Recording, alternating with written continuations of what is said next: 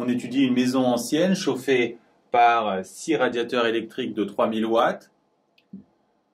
On nous donne sa résistance thermique. Et l'objectif à travers tout l'exercice sera de maintenir sa température à 18 degrés. La première question, établir un bilan énergétique de l'air à l'intérieur de la maison. On étudie une ancienne maison chauffée par 6 radiateurs dont on nous donne la puissance. On nous donne également la résistance thermique de cette maison. Et l'objectif à travers tout l'exercice va être de maintenir sa température à 18 degrés. La première question, proposer un bilan énergétique de l'air intérieur de la maison. Construire un bilan énergétique, c'est une compétence que vous avez dû voir en première. Il faut d'abord repérer le système étudié. Le système étudié, c'est l'air intérieur de la maison. Quel type d'énergie elle reçoit? Elle reçoit l'énergie des radiateurs sous forme de travail. Ils vont lui fournir de la chaleur, chaleur qui va être de l'autre côté perdue à travers les parois. J'ai précisé que Q est négatif à travers les parois puisque c'est de la chaleur perdue justement. Question plus corsée qui nécessite un peu plus de travail. On nous demande maintenant de calculer la consommation d'électricité pendant une nuit d'automne.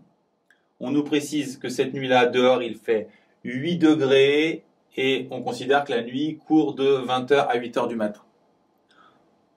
On nous donne le coût d'1 kWh ainsi que le rendement des radiateurs qui est de 100%, ce qui signifie que toute l'énergie électrique des radiateurs est transformée en chaleur. Avant de vous lancer dans les calculs, je vous conseille de noter toutes les grandeurs sur lesquelles vous allez vous appuyer. Donc, on a phi le flux thermique, Q la quantité de chaleur nécessaire pour maintenir la maison à température ambiante, delta T, grand T, la différence de température entre l'intérieur et l'extérieur de la maison, delta petit t, la durée de chauffage, et enfin la résistance thermique de la maison. Ensuite, vous rappelez les deux expressions du flux thermique, celle en fonction de la quantité de chaleur et celle en fonction de la différence de température entre l'intérieur et l'extérieur. Et vous rassemblez les deux formules, ce qui vous permet d'obtenir une expression de la quantité de chaleur nécessaire à maintenir la maison à température constante. Pour l'application numérique, il faut bien se souvenir qu'on veut maintenir la température de la maison à 18 degrés et que dehors il fait 8, donc la différence de température c'est 18 moins 8. On recopie également la résistance thermique. Pour la durée, on considère qu'on chauffe entre 20h et 8h, soit pendant 12 heures. Il ne faut pas oublier de mettre la durée en secondes. Si on fait l'application numérique, on trouve 216 mégajoules. Cette énergie, c'est l'énergie thermique qui s'échappe de la maison, qui est compensée par les radiateurs. Et puisqu'on nous dit que le rendement des radiateurs est de 100%, en fait, ça correspond à l'énergie électrique fournie par les radiateurs. Maintenant, combien ça va nous coûter de chauffer ainsi?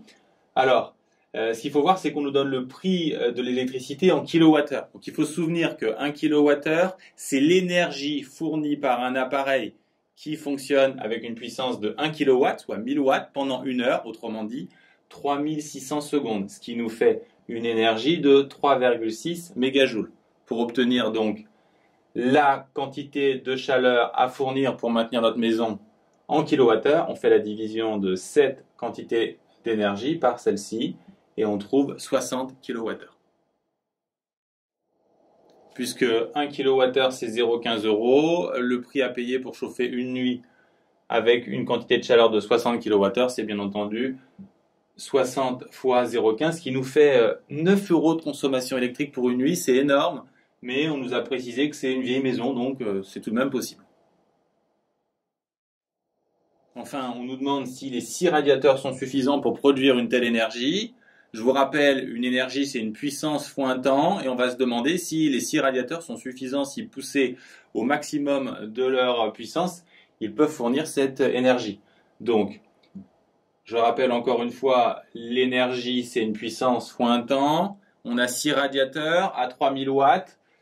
6 radiateurs à 3000 watts, la durée c'est 12 heures, donc on fait 6 fois 3000 fois 12 fois 3600 et on obtient 77 mégajoules, c'est largement plus que les 216 nécessaires. Donc les radiateurs sont suffisants. On nous pose les mêmes questions, mais pour une nuit d'hiver où il fait moins 10 degrés. Évidemment, on peut appliquer les mêmes formules. La seule chose qui va changer, c'est les valeurs numériques. Alors, on fait bien attention, cette fois-ci, la différence de température, c'est pas 18 moins 8, mais 18 moins 10, donc 18 plus 10. La durée de chauffage ne change pas. On trouve cette fois-ci 604 mégajoules. Pour obtenir le nombre de kilowattheures, on applique la même opération que précédemment. On trouve 168 km/h et on multiplie par 0,15 pour trouver le prix. 25 € pour chauffer une nuit, c'est extrêmement cher. La maison a sans doute un problème. On peut se demander si elle a un toit.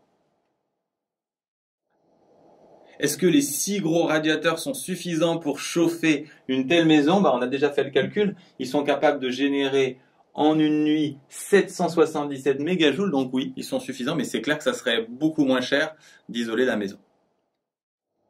Deux questions plutôt simples pour finir, sans doute pour compenser la difficulté des précédentes. Comment évolue la résistance thermique si on ferme les volets et si on ouvre une fenêtre? Évidemment, si on ferme les volets, on augmente la résistance thermique, alors que si on ouvre les fenêtres, on la diminue. Il n'y a pas de difficulté.